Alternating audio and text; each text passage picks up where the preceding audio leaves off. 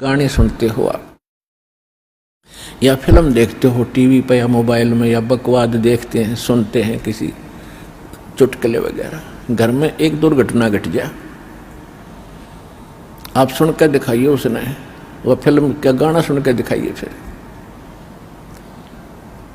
तो ऐसे गंदे लोक में हम ये गाने सुने और सुनाएं, गाने गाएं, यहाँ तो रोना पीटना है सबका।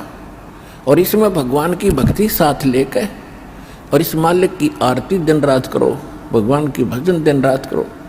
ठीक है, कोई दुर्घटना घट भी जाता, मालिक की भजन नहीं छोड़े, आरती इसी तरह करता रहे, इसमें बिल्कुल बंद नहीं करें। क्योंकि दुख हल्का भगवान ही कर सकता है, उसको रोते रोते भी मालिक ने याद करे। तो कहने का भाव ये है कि इस गंदे लोक में हम भूल जाते हैं, किसी के घटना घट गई, हम एक औपचारिकता करने जाते हैं वहां पर। अगर वो हमारे आया था और हम नहीं गए तो वो दुख मानेगा। बस वहाँ थोड़ी सी देर बस पूछ लेते हैं कैसे हुआ, क्या हुआ, बहुत बुरा हुआ, बाहर आते फिर वो सैर सपट्टे अपने जो के तो रहते।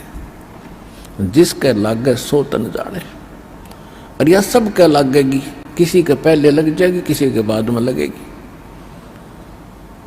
यहाँ तो कोई नहीं बचेगा इस मार से, काल के कोल्लू में सब पड़े हुए हैं। और एक दिन इसके पाठ के नीचे आपने आना पड़ेगा। परमात्मा कहते हैं चलती चक्की देख के और दिया कबीरा रो, और दो पाटन के बीच में साबत बचा ना कोई।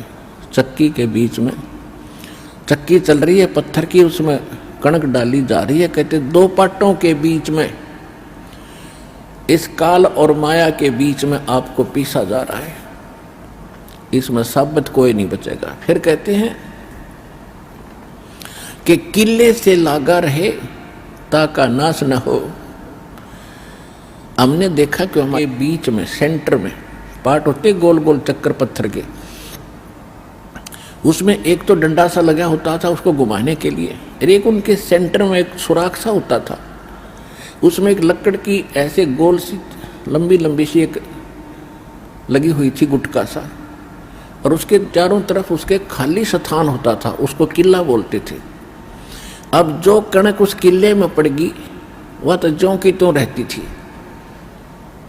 उस पर उन दोनों पाटों का असर नहीं होता था, और जो उन दो पाटों के बीच में आ गई वह सारी पीस दी जाती थी। तो यहाँ परमात्मा कहते हैं किले से लागा रहे ताका नाश ना हो। तो हम परमेश्वर कबीर जी के साथ लगेंगे, ये किला है इस काल के चक्की के बीच में। और जो परमात्मा के संपर्क में इसके निकट आ गया, फिर काल के इस पत्थर यानी दोनों पाटों से बच गया। तो जो परमेश्वर कबीर जी की शरण में आप आ गए, तो आप उस काल के कोल्लू से, उस